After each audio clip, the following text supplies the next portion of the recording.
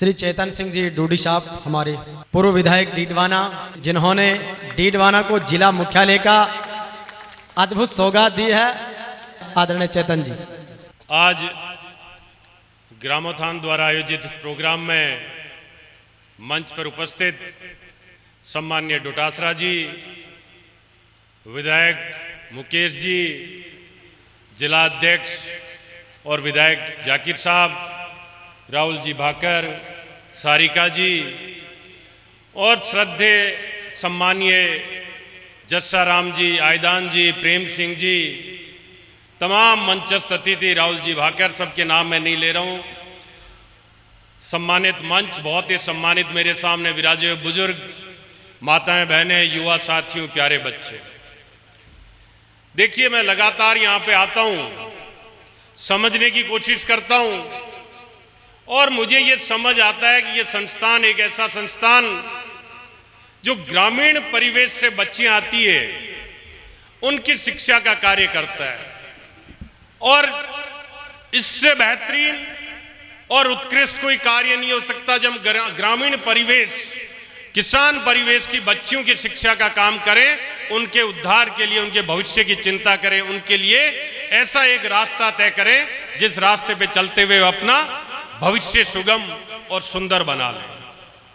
मैं बहुत लंबी चौड़ी बात नहीं करूंगा, सिर्फ इतना कहना चाहता हूं कि पिछले 5 वर्ष के दौरान जब कांग्रेस की सरकार रही, चूंकि मैं राजनीति में हूं और राजनीति की बात जरूर करूंगा, प्रत्येक प्रोग्राम जिसमें हम जाते हैं कोई ये कह दे कि राजनीति करने वाले लोग हैं, राजनीति की बात ना करें, मैं इससे सरोकार नहीं रखता। हमें ये हमारी जिम्मेदारी बनती है कि हम आपको ये जानकारी दें।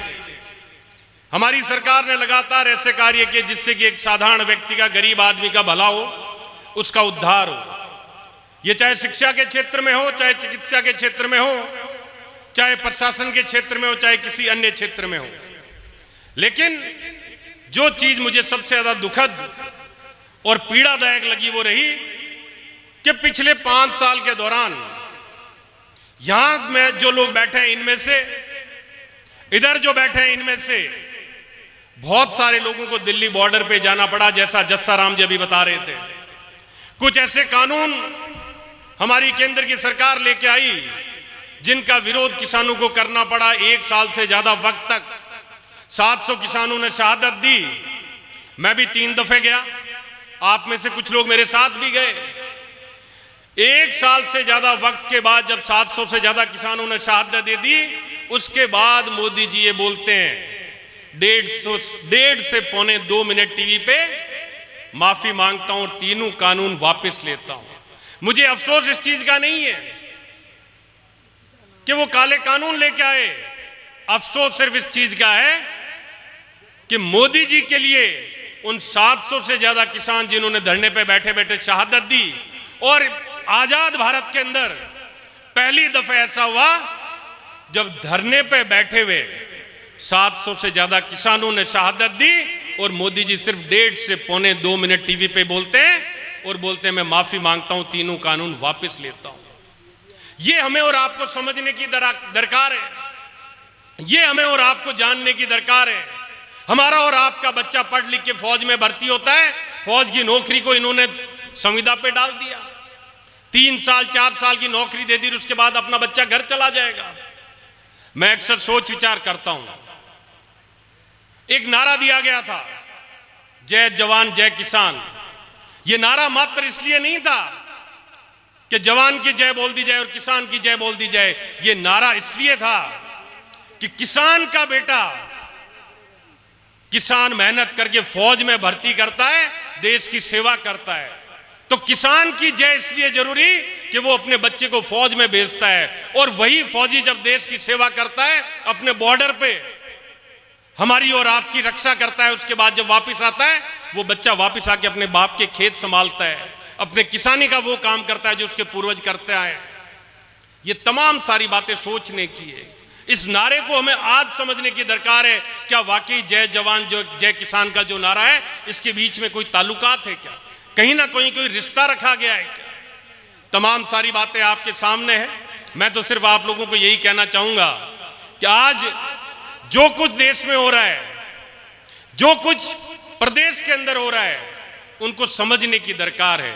हमें और आपको बांटने का काम किया जा रहा है। किसी को जाति के नाम पे बांट दिया, किसी को धर्म के नाम पे बांट दिया, और बांटने के बाद सिर्फ और सिर्फ वोट लेके अपनी सरकार बना ले। उसके बाद किसान कहीं जाए, महिलाएं कहीं जाए, हल्ला करते थे महिलाओं के साथ अत्याचार हो रहा है। इनकी सरकार बनने के बाद कितने केस हो गए, आप और हम सब देखते रह जाएंगे। अभी तक लगातार इस तरह के वारदात होते हैं, लेकिन अब सब कुछ ठीक हो गया है। बातें बहुत सारी है, डोटासरा जी को बोलना है, लेकिन मैं साधुवाद देना चाहता हूं, धन्यवाद देना चाहता हूं इस संस्थान को जो महिला शिक्षा के लिए कार्यरत है, बच्चियों के लिए कार्यरत है। और मेरा तो एक और ये मानना है कि शिक्षा के तो बहुत सारे अच्छे संस्थान खुल गए हैं। अब तो मैं ये मानता हूं कि हमारी बच्चियों को, जैसा चाइना के अंदर होता है, खेल के अंदर इतनी पारंगत कर दीजिए, इतने आगे बढ़ाइए कि उनको कहीं ना कहीं जो हम दूसरा मार्ग देखते हैं, चाहे उनके अच्छे भविष्य का देखें, चाहे कहीं ना कहीं रोजगार का देखें, खेल के माध्यम से हमारी बच्चियों को मिले। हमारी बच्चियां इतनी तरक्की करें, इतनी आगे बढ़े। मेरी एक साली है, आंखों से दिखाई नहीं देता, गूंगी नहीं, आंखों से दिखाई देता है, गूंगी बहरी है, सुनाई नहीं देता, बोल नहीं सकती, लेकिन चेस खेलने लगी।